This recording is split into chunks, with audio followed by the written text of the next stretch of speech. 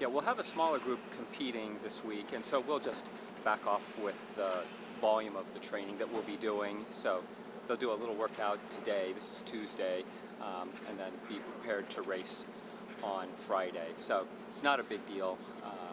We're used to doing our training where we'd have harder workouts, so it won't be any problem adjusting to the shorter week this week. Who's going to be running on Friday? We'll have people who raced at Bradley competing this Friday. That would include Michelle Frigo, Megan Lemersall, Elena Palacios, Kim Seeger, and Valerie Bobart. This is going to be your last regular season meet. Are you happy that that the regular season is done so you can move on to the Big Ten Championships, or are you still looking forward to make some progress? Well, yeah, of course we're still looking to make some progress. Every race is an opportunity to test ourselves, to get better. For some people, it's a chance for them to demonstrate that they should be traveling to the Big Ten cross-country championships. So I don't think that we really try to put too much emotion on whether it's a first meet or a last meet. Certainly each one we prepare for in the context that it comes up in. But of course we're also looking forward to getting to the Big Ten meet. That is kind of one of the major tests that we face and that we look forward to competing in when we start our training in the summer and then when we meet in the fall, and which guides us all the way through. Are you at the point of the season where you wanted to be when you looked at it at the beginning, or do you think you're ahead or maybe a little behind?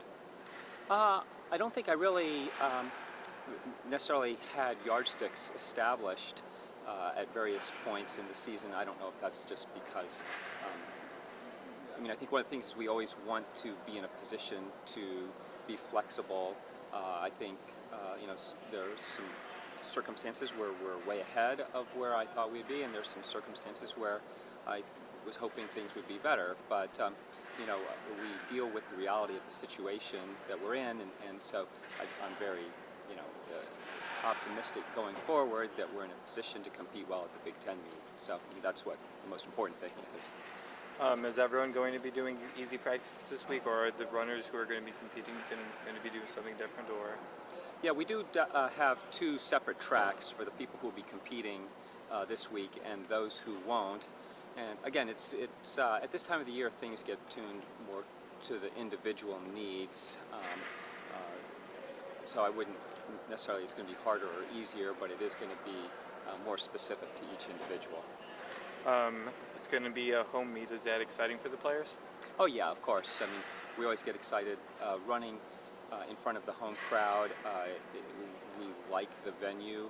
The Arboretum is a beautiful place to be, and it's a great course to run on. So yeah, we're really excited about that opportunity. What are you expecting from your team? Well, I think that it'll be an opportunity to see how much we've improved over the course of the season. Of course, there's a big contrast between the last time we ran on our home course where the temperature was above 90 degrees and the forecast is for it to be about 50 degrees cooler this Friday. But, we've been able to train and do the things that, I wanted them doing, and so, I think we'll be able to run a faster pace than we did in the first meet, even though it's a longer distance race, and that's one of the things that we're going to be looking at.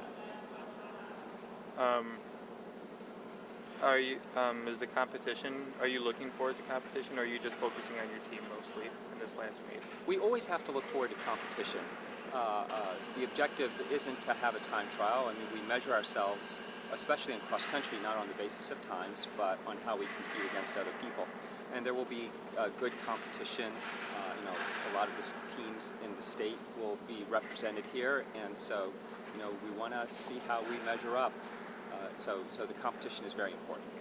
Are there a few players who are fighting for a chance to run the Big Ten Championship, or do you basically have your roster set?